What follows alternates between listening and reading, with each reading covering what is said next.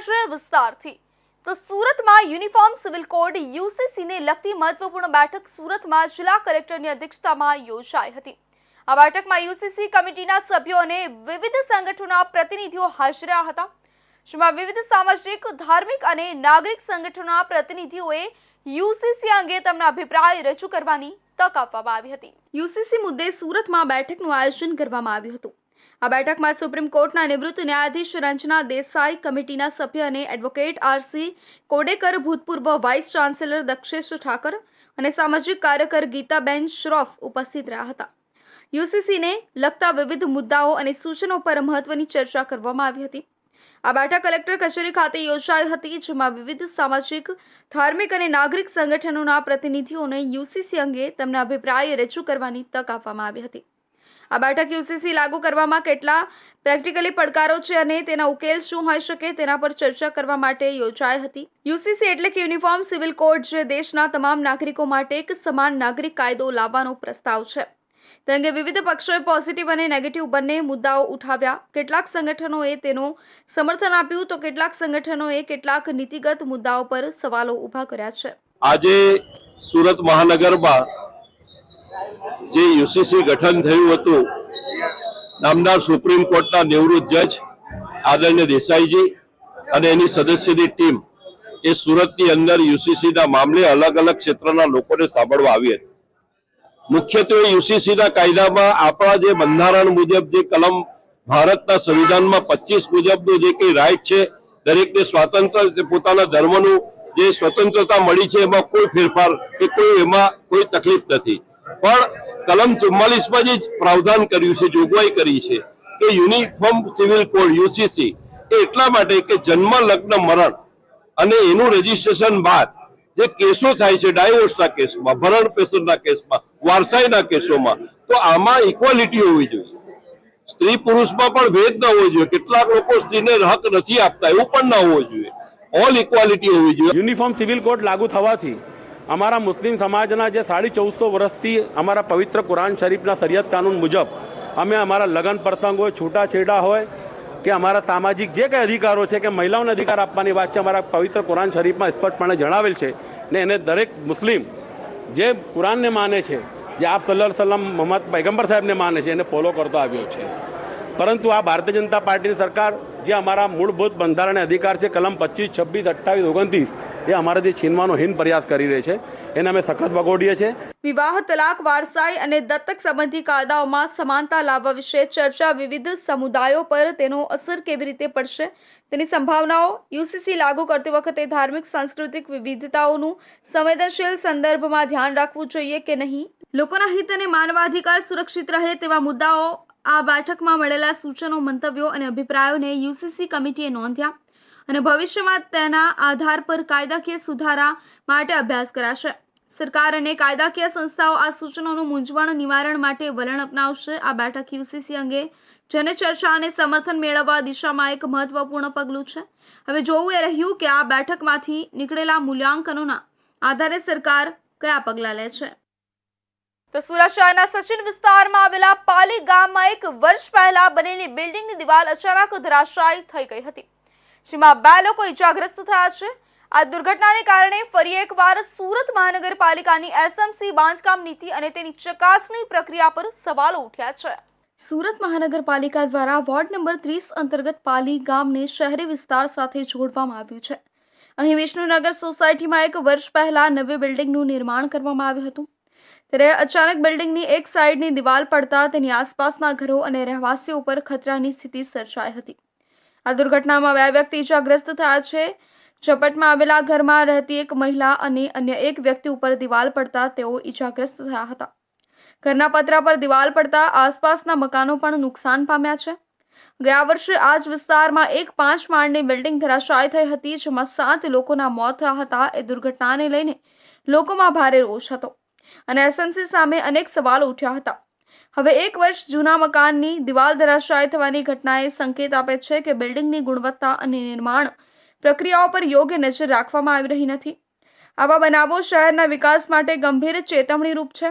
મનપા દ્વારા કોઈ બિલ્ડિંગ કે મકાન માટે મંજૂરી આપતા પહેલા તેની યોગ્ય ચકાસણી થવી જોઈએ। લોકોના જીવન સાથે ચેડા કરતી આ પ્રક્રિયા માટે સત્તાવાળાઓ સામે સખત કાર્યવાહી થવી જોઈએ. સુરત મહાનગરપાલિકાના વોર્ડ નંબર 30માં આવેલ પાલીગામ વિસ્તારમાં તમે જોઈ શકો છો, હાલ આપણે એક ઘર પાસે ઊભા છે, તેના બાજુમાં એક નવનિર્માણ કાર્ય ચાલુ રહ્યું છે. ઇમારતનું બાંધકામ થઈ રહ્યું છે. આ બાંધકામની જે દિવાલ છે તે પડી જતા બાજુના પતરા તોડીને એક વ્યક્તિ, મહિલા છે જે ઘરમાં ખાવાનું બને તેને ઘાયલ થયા છે. તેને સારવાર માટે સુરતના નવી સિવિલ હોસ્પિટલ લઈ ગયા છે એમ્બ્યુલન્સ દ્વારા, 108 દ્વારા. તમે જોઈ શકો છો આ દ્રશ્ય છે જે સુરત મહાનગરપાલિકા વોર્ડ નંબર 30ના છે. આ વોર્ડ નંબર 30 જે પાલી, સુડા આવા વિસ્તારોમાં જે ગેરકાયદેસર બાંધકામો થઈ રહ્યા છે, જેને સુડાના અધિકારીઓ અને અહીંના સ્થાનિક નેતાઓ નજરઅંદાજ કરી રહ્યા છે.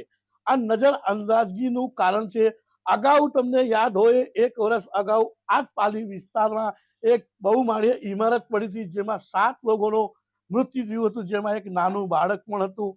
એવી કન્ડિશનમાં આજે આ નવનિર્માણ દિવાલ પડી જતા બાજુમાં જે મકાન આવ્યું છે તેના પતરા તૂટીને આ દિવાલના જે અવશેષો છે, પથ્થરો છે, ઈંટો છે પડતા વ્યક્તિ, એક મહિલા ઘાયલ થઈ છે અને તેને સિવિલ હોસ્પિટલ લઈ જવામાં આવે. તમે જોઈ શકો છો આ ઘટના સાબિત કરે છે કે ગેરકાયદેસર જે બાંધકામ, વગર પરમિશનો, વગર ચકાસણી વગરના જે બાંધકામો છે, જેની ગુણવત્તામાં પણ કમીઓ છે, તે મહાનગરપાલિકા દ્વારા રોકવામાં નથી આવી રહ્યા. તે મળેલી સત્તા અને અધિકારીઓના આ મેલાપીપણાના લીધે આવા જે બાંધકામો થઈ રહ્યા છે એ લોકોના ભોગ લઈ રહ્યા છે. શું આવનારા સમયમાં સ્થાનિક નગરસેવકો અને આ સત્તાધીશના સાથે સાથે અધિકારીઓ આમાં કોઈ કાર્યવાહી કરશે? કેમ કે તમે જોશો પાલીના જે વિસ્તાર છે તેમાં આવેલા શિવાંજલિ હોય, કૌશલ પાર્ક હોય, મહેતાનગર હોય, જલારામનગર હોય, સુડા હોય કે પારડી હોય, અન્ય વિસ્તારોમાં ઘણી સોસાયટીઓમાં છે જેમાં બહુમાળીય ઇમારતો વગર પરમિશને, વગર નકશે, વગર પ્લાન પાસે, કોઈ કન્સ્ટ્રક્શન પાકું નથી, આવી ઇમારતો ઊભી રહે. જો કોઈ ઘટના આવી થાય કે દુર્ઘટના, તેની રાહ જોઈ છે નગરપાલિકા અને કોઈનું મૃત્યુ થાય, તેની જવાબદારી શું સુરત મહાનગરપાલિકા પોતે લેશે કે સ્થાનિક નગરસેવક લેશે?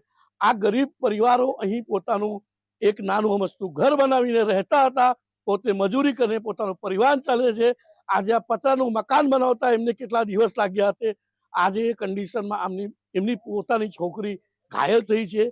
વિચારોની વાત છે. તંત્રને હજુ પણ ઊંઘ ઉડતી નથી. શું લાગી રહ્યું છે કે આ ઘોર નિદ્રા ક્યાં સુધી આ લોકો એસએમસીના અધિકારીઓ કરી રાખશે? પહેલી વાત. અને બીજી વાત, શું સ્થાનિક નગરસેવકો આમાં કોઈ એક્શન લેશે? શું ધારાસભ્ય આમાં કોઈ એક્શન લેશે? કે અવારનવાર આવી ઘટનાઓ સચિનમાં થતી રહેશે? કેમેરામેન રવિ વેંડે સાથે સુનિલ પ્રજાપતિ, ઇન્ડિયા ન્યૂઝ, સુરત. તો સુરત શહેરની સરથાણા પોલીસને એક મોટી સફળતા મળી છે. 2 વર્ષથી પોલીસને ચકમો આપતા સામૂહિક દુષ્કર્મની હત્યાના આરોપી નિક્ષિત મુકેશ ઘરસડિયાને ઝડપી લેવામાં આવ્યો છે. નિક્ષિત જે સુરતના એક એલ્યુમિનિયમ કારખાનાનો માલિક છે. 2023માં થયેલા એક હૃદય વિદ્રારક કેસમાં આરોપી હતો. પોલીસની લાંબી તપાસ અને યુપી પોલીસ સાથે સંયુક્ત કામગીરી બાદ તે આખરે કાયદાના શકંજામાં આવી ગયો છે. આ મામલો 2 ફેબ્રુઆરી 2023નો છે, જ્યારે ઉત્તર પ્રદેશના સુલતાનપુર જિલ્લાની 16 વર્ષની સગીરાને એલ્યુમિનિયમ કારખાનામાં કામ કરતા એક કર્મચારી દ્વારા લલચાવીને સુરત લાવવામાં આવી હતી. સુરત આવી પહોંચ્યા પછી કારખાનાના માલિક નિક્ષિત ઘરસડિયા અને તેના કર્મચારી દ્વારા સગીરાની સાથે સામૂહિક દુષ્કર્મ કરવામાં આવ્યું હતું. આપઘાતનું દેખાડું કરવાની બદલે આરોપીઓએ વધુ ગંભીર કૃત્ય કર્યું. દુષ્કર્મ બાદ સગીરાને જીવતી સળગાવી દેવામાં આવી હતી. તેના પર પેટ્રોલ છાંટી દયાદ્રહી રીતે આગ લગાવવામાં આવી હતી. ગંભીર રીતે દાઝી ગયેલી સગીરાએ સારવાર દરમિયાન દમ તોડ્યો હતો. સગીરાના મૃત્યુ બાદ યુપીના સુલતાનપુરમાં આરોપી નિક્ષિત ઘરસડિયા અને તેના એક સાગરીત સામે ગુનો દાખલ થયો હતો. જોકે ત્યારબાદ નિક્ષિત 2 વર્ષથી ફરાર હતો. સરથાણા પોલીસ અને યુપી પોલીસની સંયુક્ત કામગીરી બાદ આખરે સુરતમાંથી નિક્ષિત ઘરસડિયાની ધરપકડ કરવામાં આવી છે. પણ હજુ પણ મુખ્ય આરોપી પોલીસ પકડથી દૂર છે. તેના સંદર્ભે પોલીસ તપાસ વધુ ગતિમાન કરી રહી છે. નિક્ષિત ઘરસડિયાની કોર્ટમાં રજૂઆત અને રિમાન્ડ માટેની તજવીજ ચાલુ છે. હજુ પણ ફરાર મુખ્ય આરોપીને ઝડપવા માટે સરથાણા અને યુપી પોલીસ કાર્યવાહી કરી રહી છે.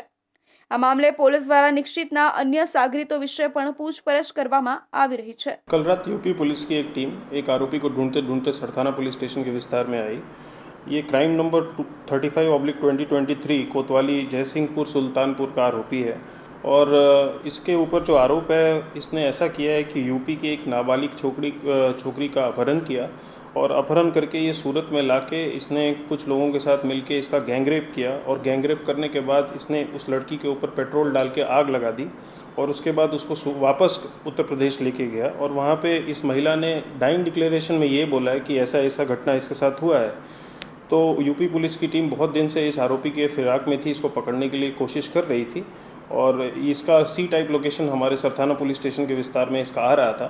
तो कल रात मामले की गंभीरता को समझते हुए सरथाना पीआई एमबी जाला और फ्रेंड ऑफ पुलिस एफओपी और लोकल डी स्टाफ और भी होमगार्ड्स ने मिलकर कंबाइंड एफर्ट लगा के एक टीम बनाई और इस आरोपी को दर्द दबोचा।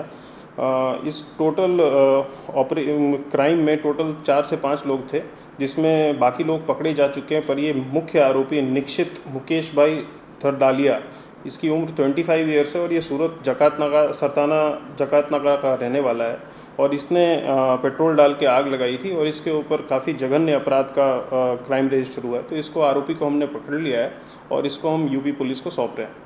આ ઘટનાએ સુરત અને સમગ્ર દેશમાં મહિલાઓની સુરક્ષા પર ગંભીર પ્રશ્નો ઊભા કર્યા છે। એક 16 વર્ષની નિર્દોષ બાળકી સાથે અત્યંત ક્રૂરતા થઈ હોવા છતાં મુખ્ય આરોપી હજુ પોલીસની પકડથી દૂર છે। હવે જોવું એ રહ્યું કે પોલીસ જલ્દીથી અન્ય આરોપીને પકડે છે કે નહીં અને ન્યાય માટે કેટલું સખત પગલું ભરાય છે।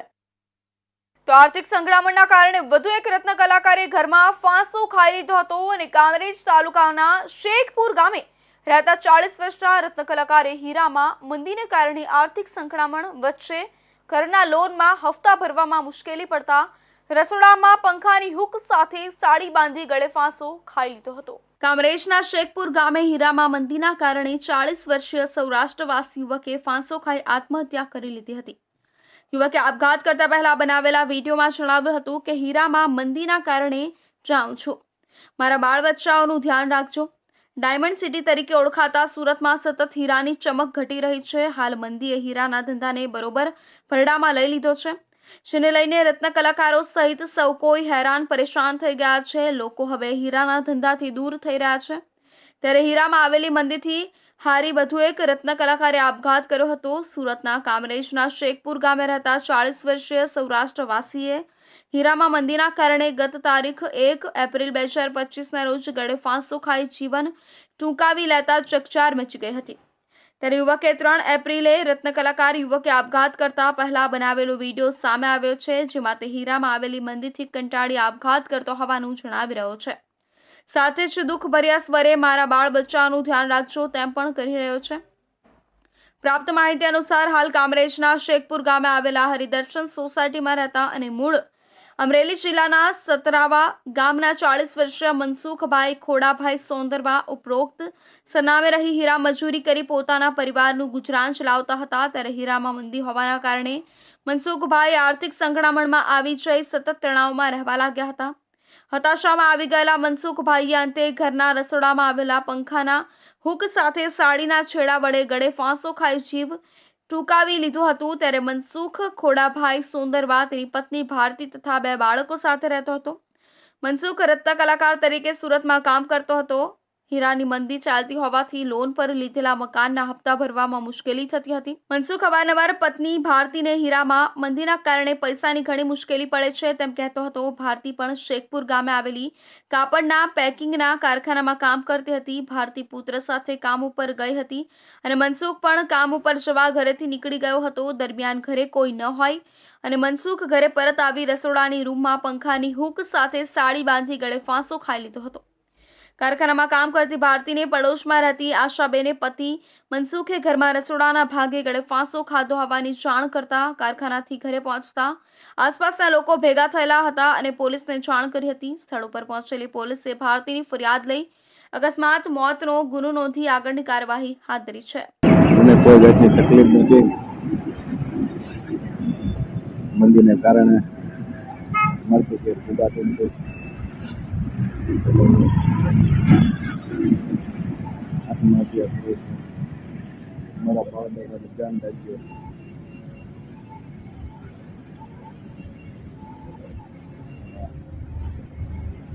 મારા બાળ બચ્ચાનું ધ્યાન રાખજો. હું મંદીને કારણે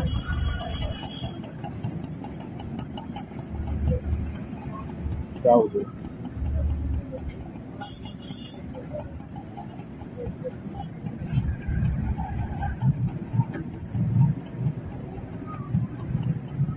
માટે આપણે તો હવે સમય છે એક વિરામનો.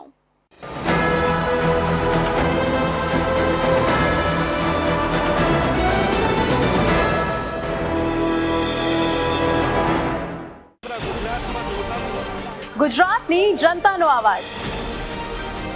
તમારી સમસ્યા માટે અમે ઉઠાવીશું અવાજ. સરકારના દરેક નિર્ણયના સમાચાર પહોંચશે જન જન સુધી.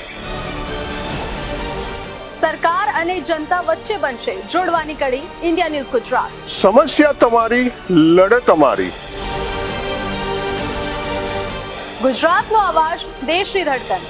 જનતાની સાથે, સમયની સાથે. હંમેશા અગ્રેસર ઇન્ડિયા ન્યૂઝ ગુજરાત.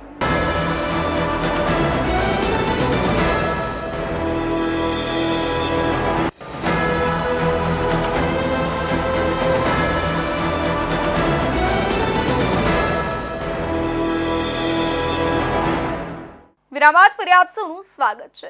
તો સુરતમાં ફરી કાર ચાલક બેફામ બન્યો હતો. સુરતના કામરેજ તાલુકાના પાસોદરા નજીક એક ગમખ્વાર અકસ્માત સર્જાયો હતો. કાર ચાલકે બાઇક સવાર દંપતી અને ઉપરાંત એક બાળકને અડફેટે લીધું હતું. કારમાંથી દારૂની બોટલ પણ મળી આવી હતી. અકસ્માતમાં મહિલાને પગના ભાગે તથા યુવકને માથાના ભાગે ગંભીર ઈજા થઈ હતી.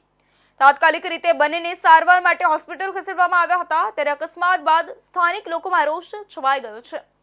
લોકોએ કાર ચાલકને પકડીને મારપીટ કરી અને મેથી પાક ચખાડ્યો હતો. રાજ્યમાં અકસ્માતોની સંખ્યામાં સતત વધારો થઈ રહ્યો છે. ત્યારે દારૂના નશામાં બેફામ રીતે કાર ચલાવતા નબીરાઓ દ્વારા વધુ એક અકસ્માત સર્જવામાં આવ્યો છે. સુરતના કામરેજ તાલુકાના પાસોદરા નજીક એક ગમખ્વાર અકસ્માત સર્જાયો હતો. જેમાં કાર ચાલકે બાઇક સવાર દંપતી અને એક બાળકને અડફેટે લીધા હતા. અકસ્માત બાદ લોકોએ કાર ચાલકને ઝડપી લઈને મેથી પાક આપ્યો હતો. કારમાંથી દારૂની બોટલ પણ મળી આવી હતી. અકસ્માતમાં મહિલાને પગના ભાગે તથા યુવકને માથાના ભાગે ગંભીર ઈજા થઈ હતી. તાત્કાલિક રીતે બંનેને સારવાર માટે હોસ્પિટલ ખસેડવામાં આવ્યા હતા. અકસ્માત બાદ સ્થાનિક લોકોમાં ભારે રોષ છવાઈ ગયો હતો. લોકોએ કાર ચાલકને પકડીને મારપીટ કરી અને મેથી પાક ચખાડ્યો હતો. ઘટનાસ્થળે લોકોનું ટોળું એકઠું થયું હતું. સ્થાનિકોના આક્ષેપ મુજબ કાર ચાલક માદક પદાર્થના પ્રભાવ હેઠળ હતો.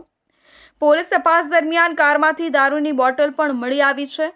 રોષે ભરાયેલા લોકોએ કારમાં તોડફોડ કરી અને નુકસાન પહોંચાડ્યું હતું. ત્યારે લસકાણા પોલીસને જાણ કરવામાં આવતા તેઓ ઘટનાસ્થળે પહોંચી તપાસ હાથ ધરી હતી. અકસ્માત અને તેની આસપાસની પરિસ્થિતિને લઈ વધુ તપાસ ચાલી રહી છે. તો સુરતના ખટોદરા પોલીસ સ્ટેશનમાં 17 વર્ષની સગીરાના અપહરણ અને દુષ્કર્મનો મામલો સામે આવ્યો છે. આ કેસમાં પોલીસે આરોપી અબ્દુલ અંસારીની મહારાષ્ટ્રના ગોંદિયા જિલ્લાના વર્ધા ગામથી ધરપકડ કરી છે. સાથે જ કિશોરીને પણ સુરક્ષિત કબજે લઈ તેના મેડિકલ ચેકઅપ બાદ આગળની કાર્યવાહી શરૂ કરી છે. સગીરાનું અપહરણ 27 માર્ચે થયું હતું, જેની ફરિયાદ પરિવારજનોએ પોલીસમાં નોંધાવી હતી. જ્યારથી સગીરા ગુમ થઈ હતી ત્યારથી નજીક રહેતા અબ્દુલ અંસારી પણ ફરાર હતો. પોલીસે સગીરાની શોધખોળ શરૂ કરી હતી. દરમિયાન આ કેસમાં એક મહત્વપૂર્ણ કડી સુરતમાં રહેતા આકાશ નામના યુવકના સ્વરૂપમાં સામે આવી હતી. આકાશે પોતાની ગર્લફ્રેન્ડને કહ્યું કે મારો મિત્ર અને તેની ગર્લફ્રેન્ડ તારી પાસે મહારાષ્ટ્રમાં રહેવા માટે આવી રહ્યા છે, તેમનું ધ્યાન રાખજે. આકાશ અને તેની ગર્લફ્રેન્ડ માત્ર સોશિયલ મીડિયામાં એકબીજાના સંપર્કમાં હતા અને આજ સુધી ક્યારેય રૂબરૂ મળ્યા નહોતા. આકાશની ગર્લફ્રેન્ડ મહારાષ્ટ્રના ગોંદિયા જિલ્લાના વર્ધા ગામે રહે છે. આકાશના કહેવા મુજબ તેની ગર્લફ્રેન્ડે આરોપી અબ્દુલ અંસારી અને 17 વર્ષની સગીરાને પોતાના ઘરમાં આશરો આપ્યો હતો. આ માહિતી મળતા જ ખટોદરા પોલીસે તુરંત કાર્યવાહી કરી હતી અને ગોંદિયા જિલ્લાના વર્ધા ગામે પહોંચી ગઈ હતી. અહીંથી આરોપી અબ્દુલ અંસારીને ઝડપી પાડ્યો હતો અને સગીરાનો પણ સુરક્ષિત કબજો લીધો હતો.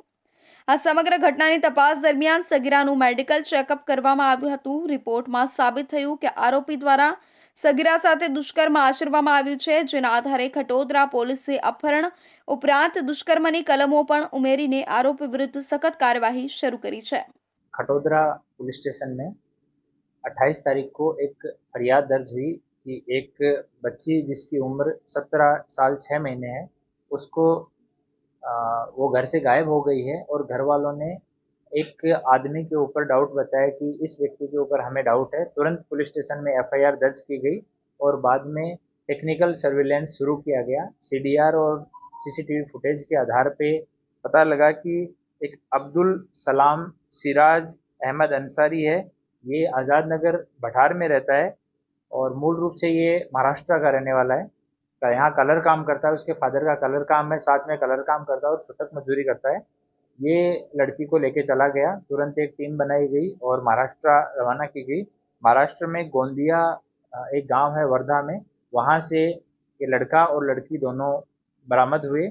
ડીસીપી વિજયસિંહ ગુર્જરે જણાવ્યું કે આ કેસમાં આરોપીનો મિત્ર આકાશ પણ સંડોવાયેલો છે, જેને ઇન્સ્ટાગ્રામ મિત્રએ આરોપી અને પીડિતાને મહારાષ્ટ્રમાં રહેવા માટેની વ્યવસ્થા કરી હતી. આકાશ અને તેની ઇન્સ્ટાગ્રામ મિત્ર ક્યારેય હકીકતમાં મળ્યા નહોતા, પરંતુ સોશિયલ મીડિયા દ્વારા જ સંપર્કમાં હતા. અપહરણ અને દુષ્કર્મની તપાસ હેઠળ પીડિતાને અગાઉ આરોપીએ કયા નામથી ઓળખ આપી હતી અને તે કયા આધારે તેની સાથે સંપર્કમાં આવ્યો હતો તે સહિતના મુદ્દાઓ પર વધુ તપાસ હાથ ધરવામાં આવી રહી છે. તો સુરતના વેસ્તાન વિસ્તારમાં આવેલા એક એટીએમ મશીનમાંથી ₹7,000ની ચોરી કરનાર 3 કિશોરોની અટકાયત કરવામાં આવી છે. એટીએમના ઝોનલ મેનેજરની ફરિયાદ બાદ ભેસ્તાન પોલીસે સીસીટીવી ફૂટેજના આધારે તપાસ શરૂ કરી હતી અને તપાસમાં 3 કિશોરો મોજ શોખ માટે એટીએમ મશીન સાથે છેડછાડ કરીને ચોરી કરતા હોવાનો ખુલાસો થયો છે. 31 માર્ચે સાંજે 3 અજાણ્યા લોકો ભેસ્તાન બ્રિજની બાજુમાં આવેલા એટીએમ સેન્ટરમાં પ્રવેશ્યા હતા. તેઓએ મશીન સાથે છેડછાડ કરી પૈસા ચોરવાના પ્રયાસો શરૂ કર્યા હતા. એટીએમ મશીનને નુકસાન પહોંચાડીને તેમણે ₹7,000ની ચોરી કરી હતી. સીસીટીવી ફૂટેજમાં આ ઘટના કેદ થઈ જતા એટીએમના ઝોનલ મેનેજરે ભેસ્તાન પોલીસ સ્ટેશનમાં ફરિયાદ નોંધાવી હતી. ફરિયાદના આધારે એટીએમ મશીનને નુકસાન પહોંચાડવા અને ચોરીના ગુનામાં પોલીસે તપાસ શરૂ કરી હતી. એટીએમ મશીનમાં થયેલી છેડછાડ અને ચોરી અંગેની માહિતી મળ્યા બાદ ભેસ્તાન પોલીસ ટીમે આ વિસ્તારના સીસીટીવી ફૂટેજની તપાસ શરૂ કરી હતી. ફૂટેજમાં 3 કિશોરો એટીએમ મશીન સાથે છેડછાડ કરતા જોવા મળ્યા હતા. આ ધ્યાને આવતા પોલીસે કિશોરોની ઓળખ કરી અને તેમને ઝડપી પાડવા માટે તપાસની કામગીરી શરૂ કરી હતી. આગળની તપાસ બાદ 3 બાળ કિશોરોને ભેસ્તાન પોલીસે ઝડપી પાડ્યા અને એટીએમમાંથી ચોરી કર્યાની કબૂલાત કરાવી હતી. પોલીસે કિશોરોને પૂછપરછ કરતા તેઓએ કહ્યું કે માત્ર મોજ શોખ માટે પૈસા ચોર્યા હતા. ભેસ્તાન પોલીસ સ્ટેશનમાં ભેસ્તાન બ્રિજની બાજુમાં ઇન્ડિયા વનનું એટીએમ સેન્ટર આવેલું છે.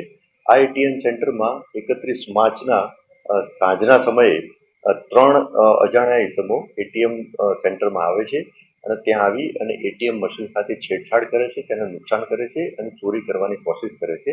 જે અનુસંધાને આના જે એવિડન્સ મળ્યા એ આધારે એટીએમ જે કંપની જે છે એના ઝોનલ મેનેજરે ફરિયાદ આપેલી હતી અને એ ફરિયાદ આધારે ભેસ્તાન પોલીસ સ્ટેશનમાં ચોરીની કોશિશ અને નુકસાનનો ગુનો દાખલ થયેલો હતો. આ ગુનાની તપાસ ચાલુ હતી.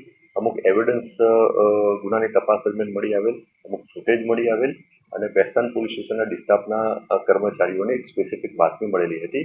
જે આધારે 3 ઇસમોને પોલીસ તપાસ માટે ભેસ્તાન પોલીસ સ્ટેશન લઈ આવવામાં આવેલા હતા.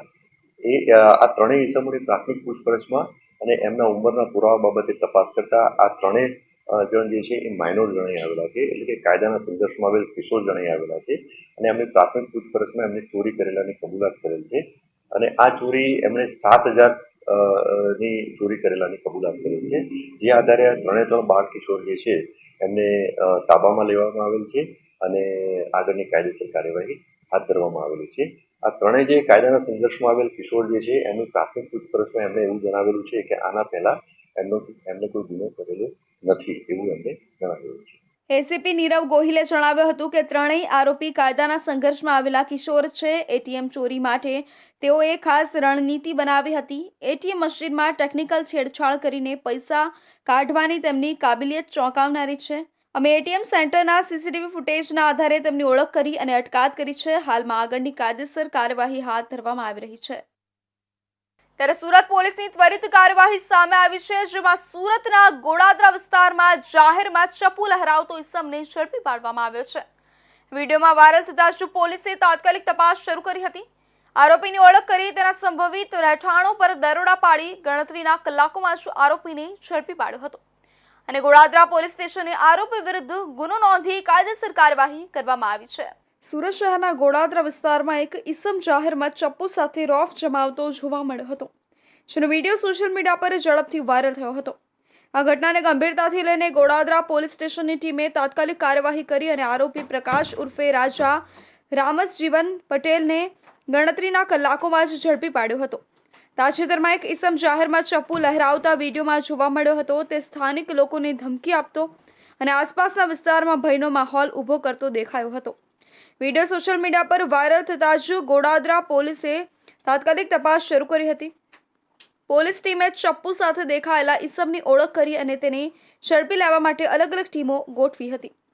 આખરે ગણતરીના કલાકોમાં જ આરોપીને પકડી લેવામાં આવ્યો અને પોલીસે આરોપી પ્રકાશ ઉર્ફે રાજા રામસજીવન પટેલ વિરુદ્ધ આઈપીસી કલમ 506(2) અને જીપી એક્ટ કલમ 135(1) હેઠળ ગુનો નોંધ્યો છે। આ કલમો કોઈ વ્યક્તિ દ્વારા ભય પ્રસરાવવા અને શસ્ત્ર ધારણ કરવા સંબંધિત છે। આ ઘટનામાં સોશિયલ મીડિયાની ભૂમિકા મહત્વપૂર્ણ બની છે। જ્યારે વિડીયો વાયરલ થયો ત્યારે લોકોએ પોલીસનું ધ્યાન આકર્ષ્યું, જેના કારણે જલ્દી અને સખત પગલાં લેવાઈ શક્યા। આવું પ્રથમ વખત નથી કે ગુનાખોરી સોશિયલ મીડિયાના માધ્યમથી પ્રકાશમાં આવી હોય।